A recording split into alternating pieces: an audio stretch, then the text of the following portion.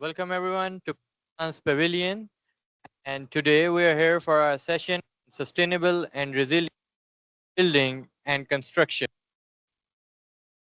First of all, I would like to welcome all the participants, whether in person or online, that have joined us for this insightful session at the Pakistan's Pavilion. Keeping in view the current rate of urbanization in Pakistan, this event is an important event in terms of its um, nature that can help guide Pakistan's policy regarding urbanization and also help us find a way out for construction and building that is a major sector and contributes a lot in the economy of all North Pakistan. So now I would like to request our distinguished speakers to come to the stage and introduce themselves.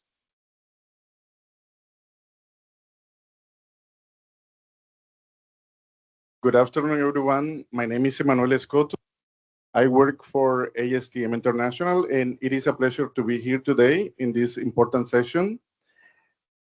It is crucial because all of us come with a purpose to ensure that buildings are designed and constructed in both sustainable and resilient way, capable of withstanding the growing challenge of climate change. So I'm going to start my presentation about what we do at ASTM International and how do we support Pakistan efforts on resilient infrastructure.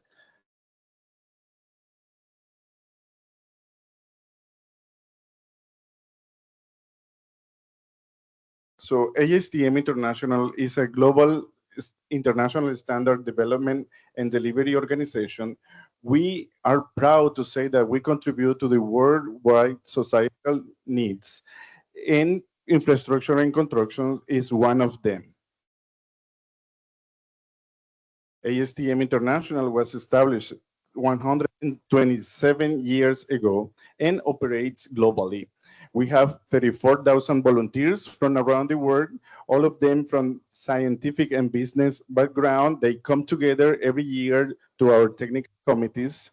ASTM is also proud because we have 127 MOU partners around the world, and we have also offices worldwide. ASTM delivered science-based consensus standards that support 90 industry sectors, including climate, resiliency, infrastructure, sustainability, among all of all of this is thanks to the 145 technical committees that come together and deliver high quality, sustainable, and consensus-based solutions.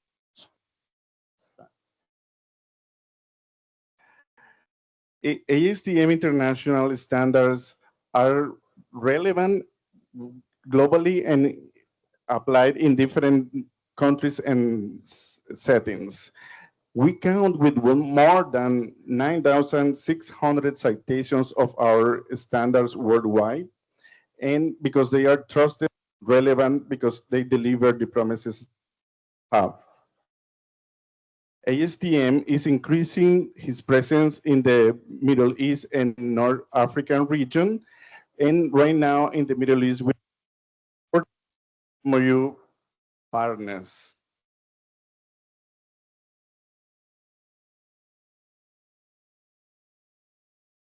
Also, long-term building codes apply our standards in both international and national. ASTM last year just hired one part-time consultant to cover the region to do outreach visits and also target and attend the needs of our customers there. ASTM is proud to say that more than 273 ASTM international standards has been cited in the Pakistan Building Code.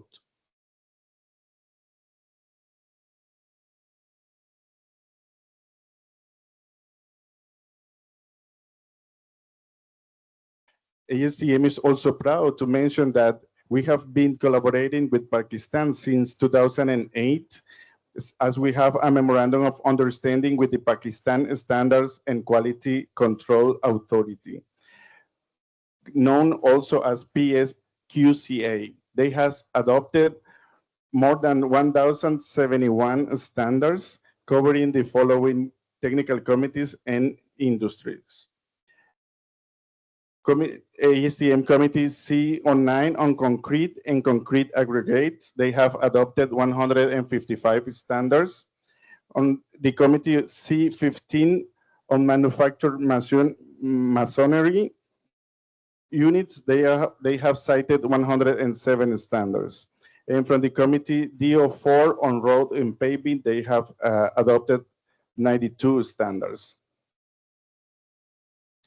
To tell you some of the standards that has been adopted or included in different infrastructure resilience and construction projects or codes, we have some standards that contribute to concrete and cement, as the C150 for Portland cement, C595 for blended hydraulic cement.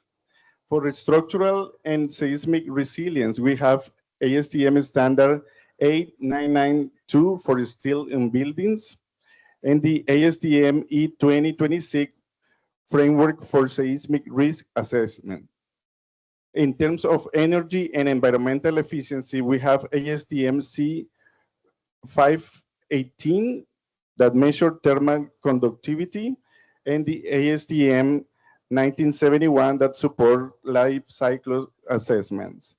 And as we are interested in knowing on the ones touching in climate and water resilience, we have the ASTM International E2635 on water and conservation, and E27 and 28 that addresses storm water management. With this, I conclude my presentation and I give the floor to Judy Zakreski, who will introduce herself. Thank you.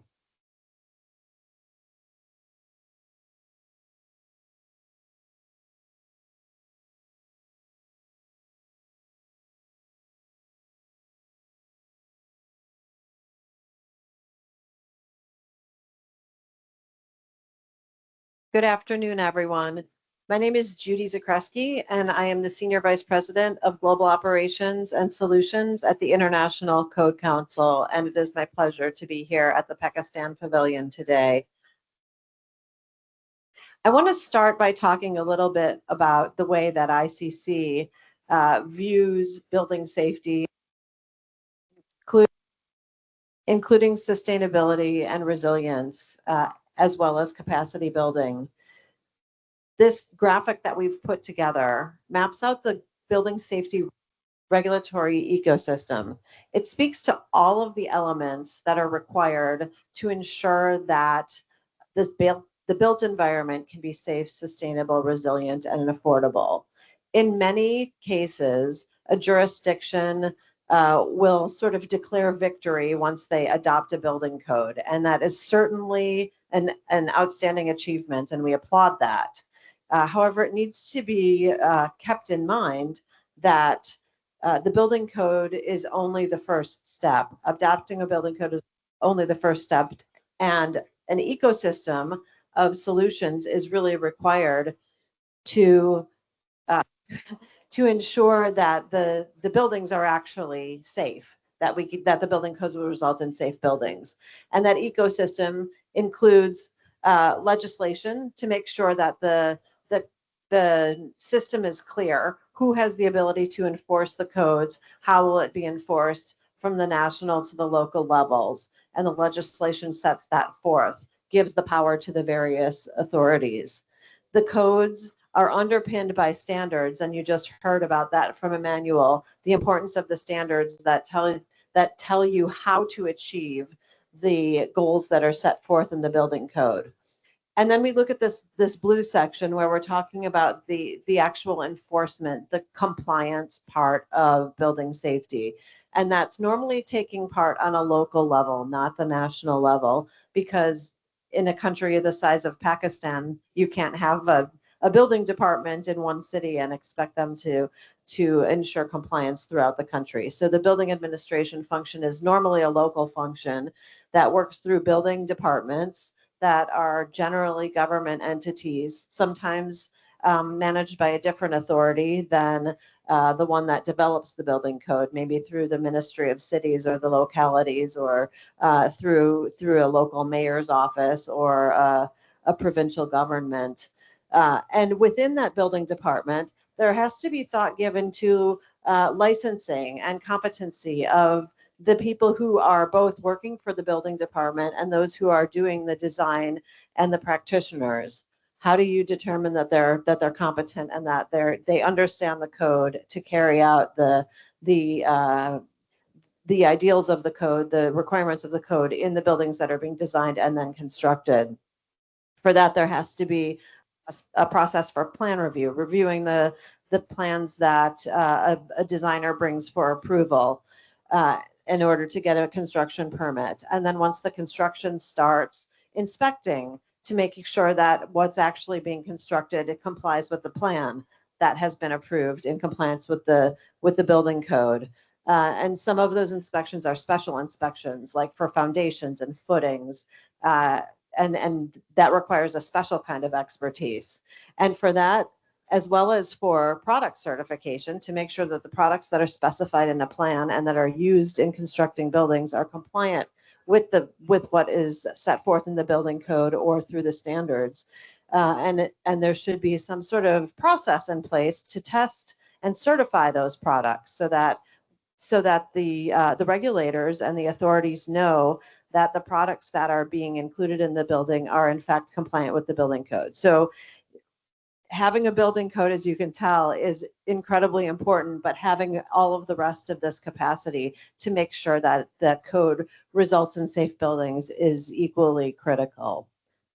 So ICC provides a number of these solutions or tools to help countries and jurisdictions to build those solutions. And we believe that it's very important to be talking about building safety holistically beyond the adoption of a building code.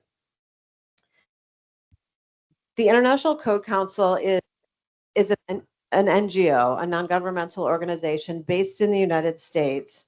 And we work with jurisdictions around the world to ensure that buildings are safe. And so we do that through development of model building codes, which are developed through an open consensus-based process and updated on a 3-year cycle. They're meant to be amended and customized for different states and cities throughout the United States, but also around the world. And this is what the Pakistan Engineering Council did with using the International Building Code and the International Green Construction Code to create national codes for Pakistan.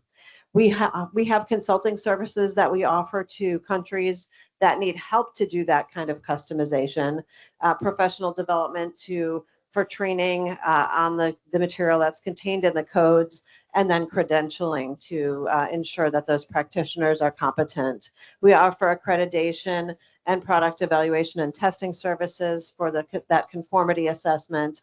And then we also have a robust software technology platform that enables people to view the codes online and have access to all of the supporting documents that they would need to review the code and to implement it. And then we are a membership-based organization with over 60,000 individual members that participate in the process of developing the codes. I mentioned that the international codes whose development is facilitated by ICC are model codes. They are meant to be adapted and adopted by jurisdictions around the world.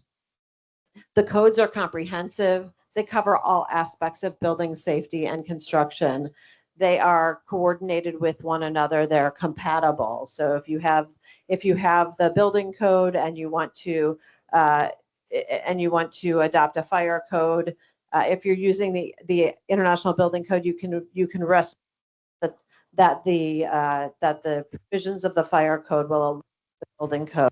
If you're not using consistent codes, then sometimes you get inconsistencies that make it really hard to understand which code has precedence and which provisions should be enforced. So all 15 of our codes are compatible with one another. They're contemporary. We update them on a 3-year cycle, so that allows us to take into account new technologies and learnings from disasters, so that and to increase the safety of the buildings and to address new issues that have arisen in the building safety space. And they are supported by strong infrastructure through all of the support services that I discussed earlier. The images on the bottom of this slide show some of the international customizations of our codes. The IBC, International Building Code, is the base model code, which the Energy Conservation Code has been adopted for the Caribbean region by the CARICOM Regional Organization for Standards and Quality. So there's been an adoption for a whole region of countries. Then we have some examples of countries that have adopted the codes: the International Building Code or the Building Code of Pakistan, the Abu Dhabi International Building Code, the Jamaica Fire Code, all based on the international codes. And then within the United States, at a state level, we have the various states like Ohio adopting their statewide codes based on the international codes. And then in some situations, cities even develop their own building codes separate from the state. So a wide range of jurisdictional types are involved in building safety regulation and are using the international codes to do that. And then I just want to talk a little bit about how codes and standards are used together. Emmanuel gave a really good overview of the ASTM standards and standardization process. And he mentioned that the Building Code of Pakistan references 274 273 ASTM standards. And the way that works is that the code lays out what to do. What do you need to do to have a safe building? And the how to achieve that is often provided through a reference standard. So the code would say, for instance, that a certain type of material needs to be tested and certified according to a specific ASTM standard, and that ASTM standard, it would be referenced in the code, and then you would go to that standard to understand what needed to be done to create that compliance. So it's a relatively prescriptive system that is actually makes it easier to use, because a lot of designers want to know, what do I need to do to comply? And building officials want to know, what do I need to do to comply? There is a performance pathway within the international codes that does allow for performance-based design, as long as the innovative design, the use of new types of design, construction materials, manufacturing processes or design processes, as long as they are compatible with the code and create an equally safe result, they can be approved as well under the International Building Code, as well as all of our other codes. And with that, I would like to turn it over to Dr. Sarosh Lodi, who is joining us online. And we are hopeful that all of the audio and video are going to work. I think, unfortunately, Dr. Lodi's picture is going to appear on the far side of the screen, but we will be able to see his slides. So, Dr. Lodi, when you are ready to, when you want us to advance the slide, just let me know and I will take care of that for you. Thank you very much. Thank you. I hope you can see me and hear me as well. First of all, I really wanted to be there in person. Unfortunately, I was traveling, and I'm not very far away. I'm speaking from Dallas, Texas, and I would like to right on the onset, would like to thank the ASTM the International Code Council and the Pakistan Pavilion for providing us an opportunity to provide some of the insights of the work that we have done with the help of our partners. I'm Sarosh Lodi, and I am presently working as the Senior Vice Chairman of Pakistan Engineering Council. And by my background, I'm in academics. I was the Vice Chancellor of one of the leading universities in Pakistan. Now I work for Sindh Higher Education Commission. As far as the Building Code of Pakistan is concerned, as Judy mentioned, that actually it is a nationalized version of the International Code Council version of the Green Building Code, which we have translated and transformed into a Pakistani system. Next, please. And can I have the next slide, please? Thank you. So Pakistan Engineering Council is a regulatory body which was established in 1976 by the Act of the Parliament, and it has the functions of assuring quality assurance and registration of the engineering professionals and engineering education in Pakistan. And apart from that, it is required to act as a think tank in policy making related to engineering sector in Pakistan, and that is where we draw our mandate from, and that's why we are developing standards. And based on the mandate given to us, the Pakistan Engineering Council visions to regulate the engineering profession with the vision of the of the of engineering profession, which shall function as a key driving force and rapid driving force for rapid and climate resilience sustainable growth in the country. I must mention that Pakistan is one of the top 5 countries which are badly affected by the climate change, and things have changed quite dramatically over the last 15, 20 years. And that's why the government of Pakistan felt that there is a need to develop a sustainable and resilient building infrastructure in the country. Next, please. Yeah. So far, Pakistan Engineering Council has a very good history of developing different codes, starting from 2007 till 2013. And very recently, the Green Building Code of Pakistan, even though we call it Green Building Code of Pakistan 2023, but it became a law only a couple of weeks ago. I'm sorry, a couple of months ago. And as a result, you can see here that in the last 13, 14 years, we have been able to develop something like 8 different codes, starting from the seismic provisions of the building code to a complete comprehensive building code. And the very recent addition is the rain harvesting code and the green building code. And I'm proud to mention that I've been part of all the codes development processes, and I was the lead author in the in the latest green building code of Pakistan. Next, please. So the process of developing any building code or standards in Pakistan is a little cumbersome, long-run process. We drive our directions from the government, where they advise us to develop certain standards on the code. And then based on the requirements, we look for partners like ASTM, ICC, where we can get the world's best practices and then benchmark those documents, our document, and then we go into a signing agreement along with the approval of the committee that works on the transformation of the documents, which is then sent to the licensing agency for their approval and consideration. And finally, it gets a nod from the government after the approval of the governing body of Pakistan Engineering Council. And that's how all the building codes and standards are promulgated in this country. Next, please. So can I have the next slide, please?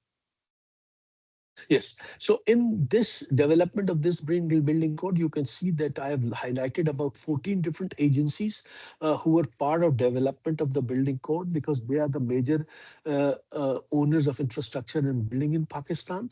And you can see here that this adds federal government, provincial government, national organization, Ministry of Climate Change, Ministry of Science and Technology, Ministry of Housing and Works, Ministry of Energy, Ministry of Water Resources, and any other agency which is required to have infrastructure. And they were the partner and the stakeholders in the development of the code. The idea is to have the stakeholder engagement right from the beginning all the way through the process, so that we can the implementation becomes easier. At the same time, we were also thankful to certain international organizations like ASTM, ICC, IFC, ASHRAE for helping us developing this document. Now, once the document is developed, then obviously the role of the regulatory body and the bodies which are responsible or who have the authority and the jurisdiction for implementation of the code is also important. So can I have the next slide, please?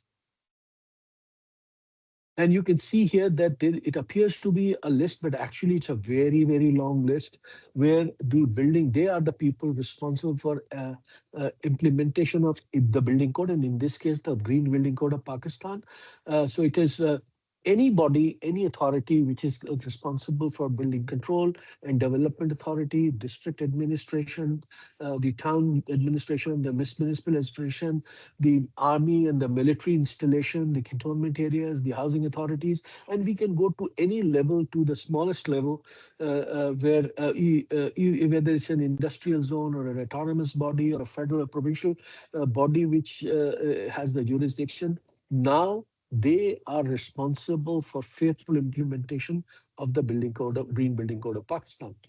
As I said, that the Green Building Code has been promulgated only a few months ago. Now we have started a practice of actually training and building capacity to these authorities having jurisdiction in the different parts of the country. We had a workshop a couple of days ago in Karachi, one of the largest cities in the country and is south of the country. And then obviously we'll go through extensive training throughout the country so that the implementation becomes easier and smooth and need and achieve the objectives that it is designed for. Can I have the next slide, please? Right now, if you look at the building code, we have been very careful. No, can you go to the previous one? Yeah, thank you.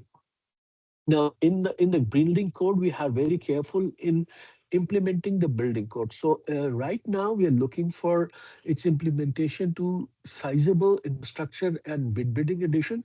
That is why any smaller building, which is ground plus 3 or lesser, the building code will not be applicable. So it has the only thing which is not single family dwelling, small buildings, it is not applicable. Modular housing and manufactured housing, which were very few in Pakistan. But overall, any other building which is more than four and four storied apartments for whatever purpose, industrial or anything, this building code will be applicable. And can I have the next slide? We typically, like any other building code, it has 10 chapters. Next, please. Can I have the next slide, please?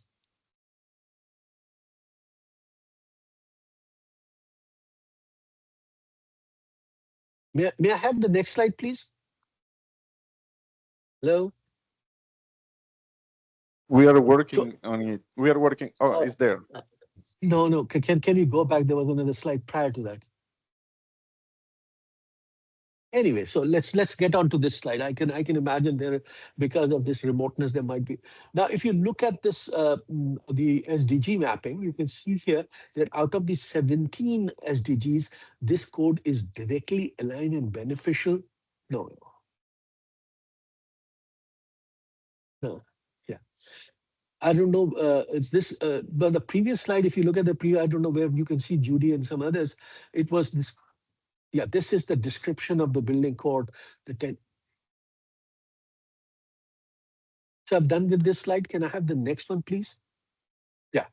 So this is a description of the building code, and you can see that it covers all the aspects, whether it is the material of the building, whether it is the air quality of the building, whether it is the use of building and recycling, starting from the design till the entire life of the building, which could be 102 years, 200 years.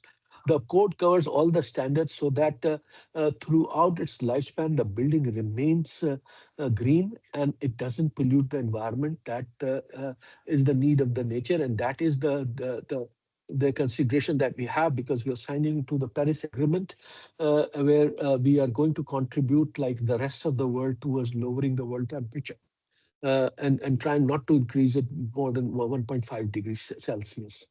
Next, please. Yeah. So the out of, as I was saying, that out of these 17 SDGs, this code is directly applicable to 10 of them.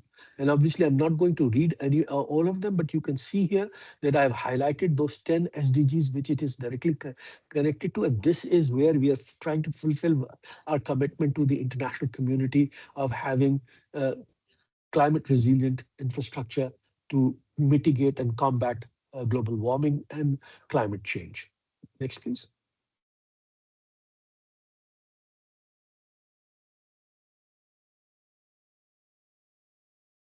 And as I mentioned, it is aligned with the Paris Climate Change Agreement and all the other agreements which are nationally developed contributions. And that is the sole reason that this building code is developed. I must also mention here that very recently, only a week ago, the Ministry of Planning and Special Initiatives have made it mandatory for all the public sector buildings in the country to comply with the Green Building Code of Pakistan. And they have made it mandatory in their bylaws. So any new building that is going to be constructed through the federal government funding is going to comply with the Green Building Code of Pakistan. And similar initiatives have been taken up with the other provincial governments. And I'm sure taking the lead from the federal government, the other governments would also come in, because their authorities having jurisdiction are already part of the process of code development. So the action will be taken and has been taken very rapidly so that we can fulfill the commitment that we have made to the rest of the world. Next, please.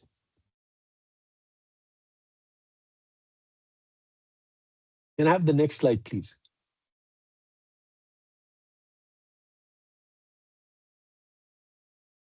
Yes, and I'm so proud to mention here that in COP28 2 years ago, I was physically present in Dubai, along with our friends and colleagues from International Code Council and the former chairman of Pakistan Engineering Council, the registrar, and one of my associate, Mr. Sittam, who were there, and we were presented the shield for global sustainability of developing this building code. Thank you very much. Can I have the next slide? I think this is the last one. Yes, so I would like to thank everybody. I would like to thank my partners, especially ICC and ASTM and other partners who have contributed in developing a climate resilient standard for Pakistan. And I hope and I'm confident that it will be implemented in a most faithful and effective manner. Thank you very much once again.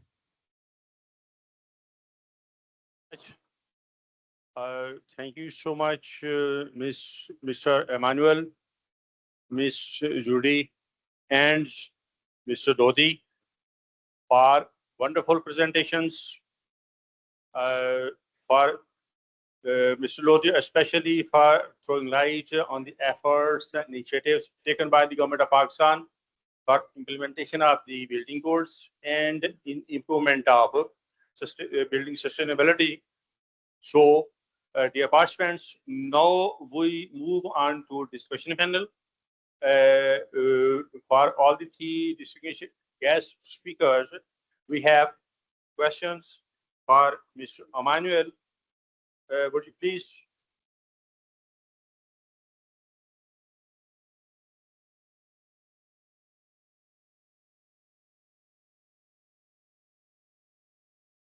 Emmanuel, can you please tell us how can international standards like those developed by ASTM addressed localized to address Pakistan's special climate challenges?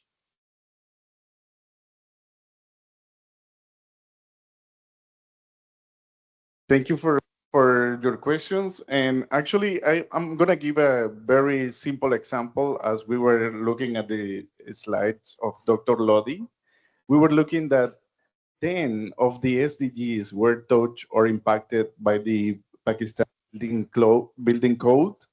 And that's what exactly the international standards does, that we are impacting the world.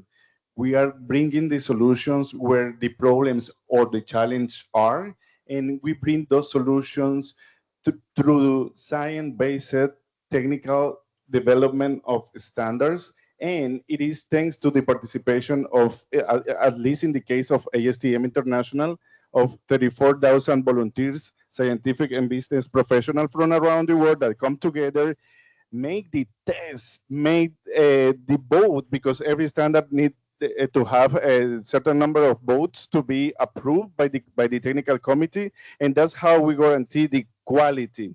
Also, we are accelerators of innovation. If you have a new research or new test that you want to develop or you have and you want to put it to the committee for the decision, they you will have a pool of experts that are going to come together, are going to discuss your new items, and they are going to have a decision on that as well. So we are impacting the different areas or the challenges that are happening, but with solutions that are actually reliable, credible, and we are bringing trust, transformation, and trade through our standards. Thank you.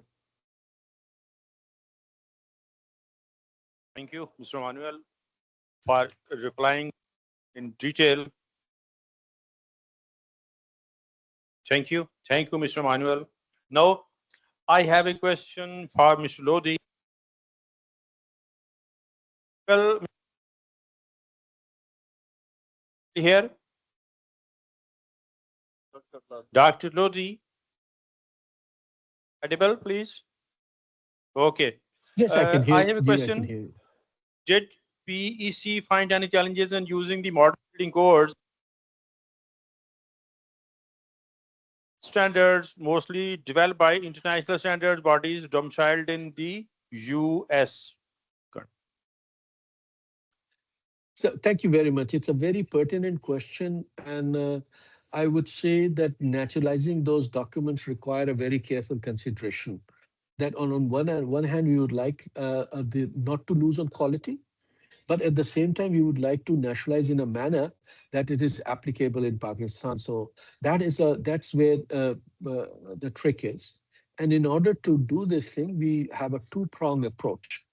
First is that we carefully select the experts who have international experiences and have been in their relevant sectors for a long time, so they know what is being done internationally and what are the challenges of particular activity in Pakistan when it comes to green building code, the building construction and regulatory framework. These are the kind of people, and they are normally in a building code committee, there are about 10 to 12 people, or maybe sometimes even lesser, but these are the kind of people who actually help do the technical nationalization of the document. But the other approach is that once the document is available and ready, then obviously the ownership of the document is very important to the infrastructure owners or the stakeholders, as we call them. And at the same time, the regulatory body must also have the engagement right from the beginning. So once the document is developed, it has to be implemented through those agencies. So that's what we do, that when we are doing the process of transformation of these building standards, we involve both the building owners, we involve the regulatory bodies, and as well as the technical committee and technical people to work together. And sometimes it takes years, typically what takes about a year and a half to 2 years to develop. Then comes once it is promulgated, as we call it, the SRO is issued. Then comes the capacity building aspect. And we normally spend 3 to 6 months in doing the capacity building and roadshows throughout the country, so that the engagement of the authorities and the stakeholders is there and implementation becomes easier. Now, the implementation remains the most challenging part, and we hope that the implementation in the government sector is relatively easier. But when it goes to public sector, obviously there is a little bit of reluctance initially. But once they understand, then the implementation becomes easier. This is what happened, and since I've been part of this code development since 2007. Have pretty fair idea of what are the challenges, and so far we have been able to meet those challenges. So yes, it is a very careful process, but we try and do it in the most professional manner. Thank you. Thank you, Dr. Lodi, for in detail and comprehensive reply. Now I have a question for Ms. Shuri. For countries that do not have modern building codes, are not using updated advanced standards, what is the best way to get started? That's a big question. I I think it's best to look at what the existing capacity is in a country. Thinking about that graph that I showed earlier, certainly you want to make sure that the building code is right sized for the compliance capacity, or alternately that you're thinking equally about what kind of capacity has to be built at the same time as you're developing the code.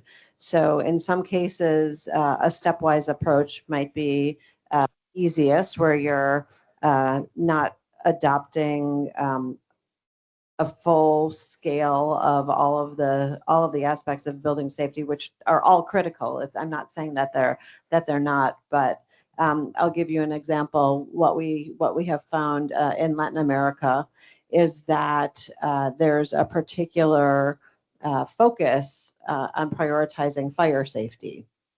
That's not really what we're talking about here at COP, but it's important to have fire resilience baked into a building, because if a fire consumes a building, or if an earthquake consumes a building, which are not necessarily climate driven, that building is not very sustainable, right? That causes all kinds of carbon emissions and then waste and rebuilding. And so, it's not just energy efficiency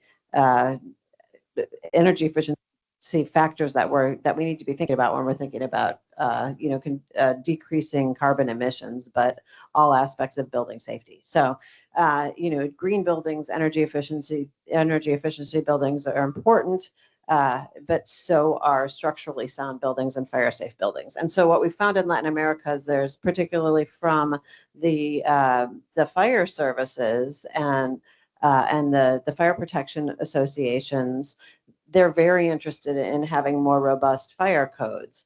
And so we're this year about to release a document that in Spanish and English, that is the fire safety provisions only. So it pulls out only the fire safety provisions of the International Building Code. And that allows a focus on fire provisions to be used in a jurisdiction that may not have the capacity to focus on structural and accessibility immediately as a sort of mandated code. They can still use those provisions; they'll fit in nicely with the fire code. But this provides sort of an easy stepwise way to approach building safety. If you have the fire community on board and the fire design on board, then you can start with that aspect. You could do the same for structural. There are a lot of jurisdictions start with structural safety. But in any case, I think Pakistan started with the building code and then moved to a green building code, and having the capacity to enforce a building code helps the country then to be able to enforce the provisions that are included in the green building code. So I think the idea is to think very holistically, to understand how the code thinking beyond adoption to compliance with the code and truly achieving safer buildings. And we do have a questionnaire that we're happy to share with jurisdictions and countries and regulators and policymakers if they want to use that to think through. It's fairly lengthy, but it does encourage a lot of thought.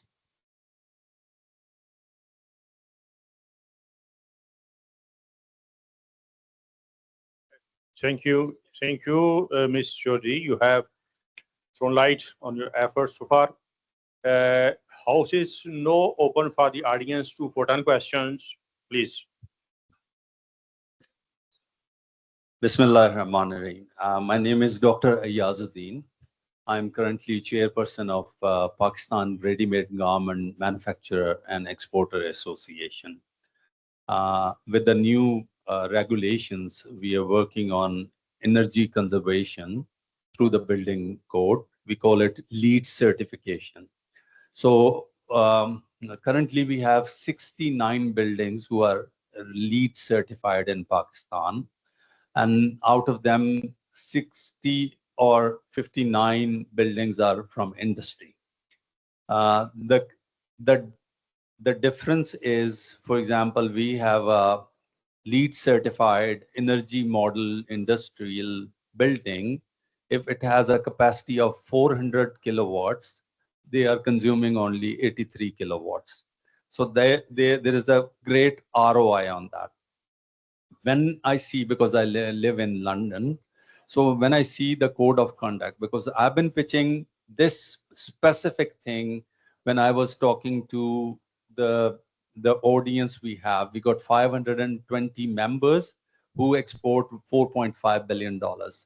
But when we talk about this, the regulation is one part, but the pilot project should be there, because there is, the materials, if you go to UK or Europe or any developed nation, they have scaled it.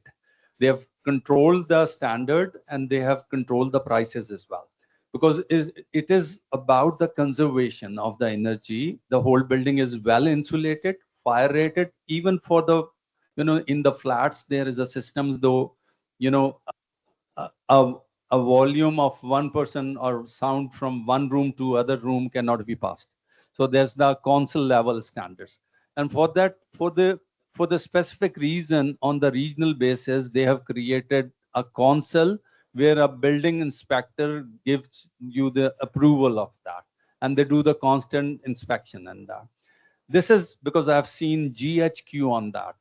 So I've seen this transition in the DHAs in Pakistan, where they have specifically for the commercial and domestic buildings, they have specific laws for the fire safety, fire extinguisher, alarm system, pumping system, and everything is in place. My question is with Lodi Saab and with my esteemed panelists, that we are a country of 240 million. There is a massive construction going on in even in the private households, in the industry, and the future is like that. So there are two things. One is the old building, which cannot be demolished straight away, but the code of conduct should be there, at least at the pilot level, so that they can scale everything, because that material is also not available. The insulation we need for the building, for example, if you see the modern world, they have calculated some of the insulation they have obsoleted, because they have rejected that it's bad for the human health. So that has not been standardized through the labs or testing system. So I think my question is again the same thing: how far or how quickly we can achieve this? Because once we have, I'll give you the example of solar energy. Once it goes to the public, it goes to the private businesses. They have given it a turnaround. The massive investment came. Similarly, if the housing, so is a new set of a contractor will come, new set of engineers will be set, new architects will become. We go to the architect, we tell them, make a LEED certified building, whether you buy that certification or no, but that is really important. So we should definitely do this, but we need to be fast.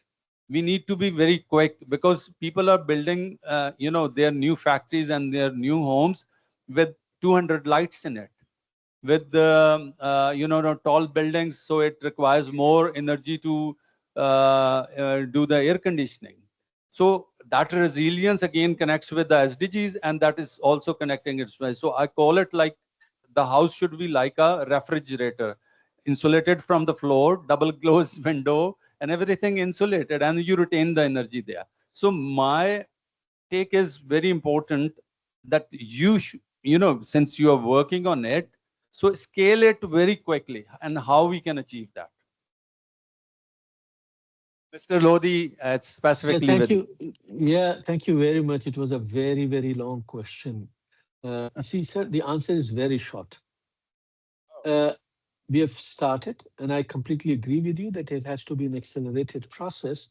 But in the developed industrialized nation, this took them several hundred years to get to where they are. And obviously, we don't have time to wait for another 100 years to be there. And that is why we are benchmarking our practices out of the experiences obtained by the developed world. And that is why instead of reinventing the wheel, we are trying to adapt and naturalize the standards that are already there and time tested. The only thing that comes in is how quickly can and how faithfully can we implement those standards. And that can only be done through investing in human capital by incentivizing and by providing the opportunities for the building owners and infrastructure owners to make it more attractive to them. So as far as the Pakistan Engineering Council is concerned, its mandate is to develop the technical document and is to develop the capacity of the construction industry, which we are onto it. And with my previous experience, I don't think it's going to take us a very long time, but it will take us a few years. Having coming to the regulatory framework and the incentivization, that's another policy and the things that we are working at the back end with the government, where we are trying to incentivize things. As I said, the Minister of Planning and Special Initiative only a couple of days ago has announced that it is going to be mandatory for all the public sector buildings where the government money is involved. So that's a big incentive and a big force behind it. And similarly, we are working with the agencies like LEEDS and IFC for their EDGE certification. And obviously, at the end of the day, it is the end user who is the beneficiary when they conserve energy, when they conserve water. So it is on one hand going to be voluntary for some of them, especially for the existing buildings. But for the new buildings, it's going to be completely mandatory. We need to build capacity. We need to invest in human capital. We need to have a regulatory framework. And I'm confident that in a couple of years' time, you will see the significant change which is required. So this is my short answer to your long question. Thank you. Thank you, Dr. Odi. Thank you, Dr. Odi.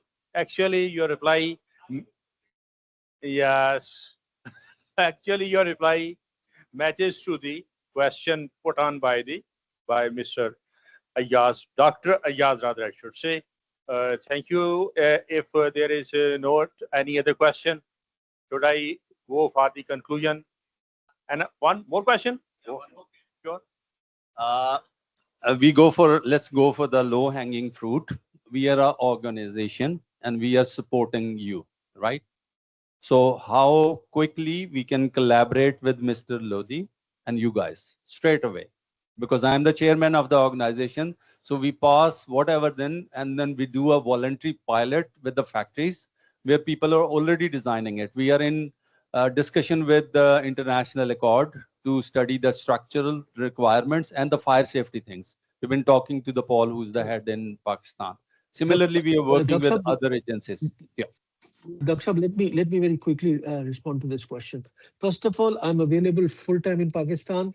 I'm available at Pakistan Engineering Council. I can share my email address. It is saroshlodi@yahoo.com. I can be achieved, and I'm fairly responsive to the responses.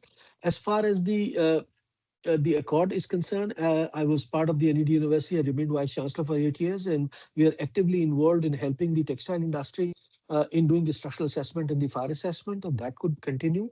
Whenever you are in Pakistan and a representative of Pakistan, I, on behalf of Pakistan Engineering Council, assure you that you can go into some kind of contractual agreement or an MEU to not only build capacity, but to help the Pakistani industry to have a more climate resilient infrastructure. So rest assured, all we have to do is to connect privately apart from this forum, and we can get it going as soon as possible. Okay, now over to Mr. Emmanuel for further response. Thank you. Actually, I want to mention two things. The first is that I understand you want to know the situation in a specific for Pakistan. That is one thing. And we could probably help, but we have a memorandum of understanding with the Pakistan Quality and Standard Authority.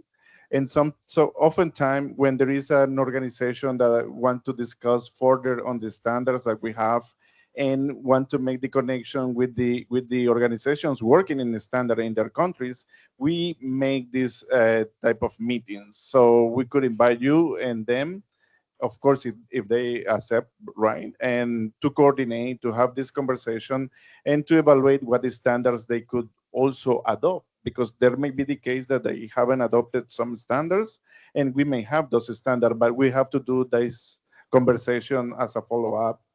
And the other thing is that ASTM is a membership organization. So you could come to our technical committees to join the discussions there and learn and see what other items are being discussed on this area. So welcome to ASTM International.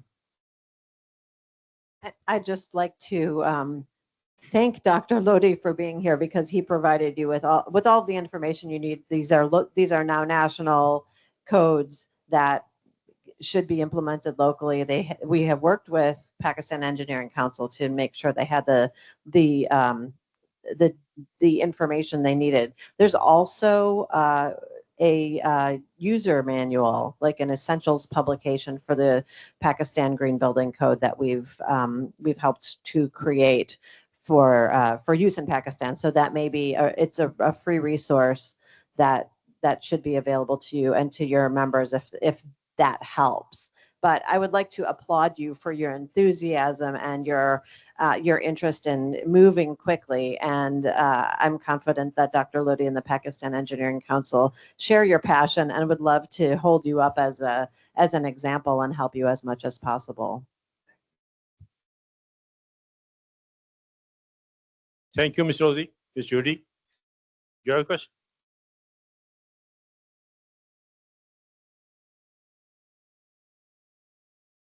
So my name is Moiz Bajwa. I come from a university in Pakistan, Lahore, Beacon House National University. And I think it can be very useful for the universities as well. So my question was, does ICC offer train the trainer program that we can bring to Pakistani universities to build local faculty expertise and teach the students there of architecture and environmental sciences? So what's your take on that?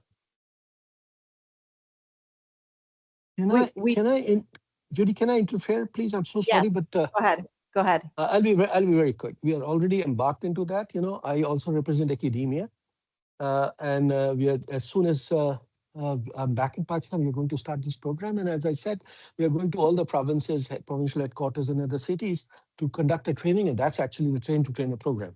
And that will obviously involve architecture students and environmental students. Because at the end of the day, we have to make it part of the curriculum, and otherwise the sustainability of the document will not be ensured. That's my short answer. Back to you, Judy, please. Thank you, Dr. Lodi. My short answer is yes, we can provide that. We don't have sort of off-the-shelf programs for global jurisdictions where we're sort of on the ground actually doing it. That would be sort of a consulting service. We can do it, but I think given the fact that the Pakistan Engineering Council was the entity that did all of the work to nationalize and customize the building codes and have the technical expertise, it really is going to be most efficient and cost effective to use the programs that they're already rolling out. So I would defer to our strong partners at the Pakistan Engineering Council for that. And we would of course be willing to help, but we would always point to them first. I have a question for you. Are you interested only in codes or also in standards? Okay, because we have this type of program that you are looking for. Actually, ASTM International established students chapters. We have 5 student chapters, one of them in Latin America, in Peru. They typically get trainings and organize some workshop or seminars for the students. And we are promoting to have more student chapters as well. We also have a student membership where the student can join our technical committees for free until you graduate. And then when you graduate, there is a program that is called Emerging Professionals Program. And just last month with Colombia, we did a full week training. It was regional for several countries in Latin America. So we were telling them like what is a standard, how to do, what are our process. So starting from the very basic and then talking on some topics like additive manufacturing or a standard that contribute to net zero, depending on the interest of the students as well. So you are welcome to join ASTM as a student and to form a student chapter. Thank you. With these remarks, we conclude today's discussion. Thank you, Mr. Udi. Thank you, Mr. Emmanuel. Thank you, Dr. Lodi and Dr. Ayaz, and all the participants. Thank you so much. Thank you very much. And I say goodbye. Thank you.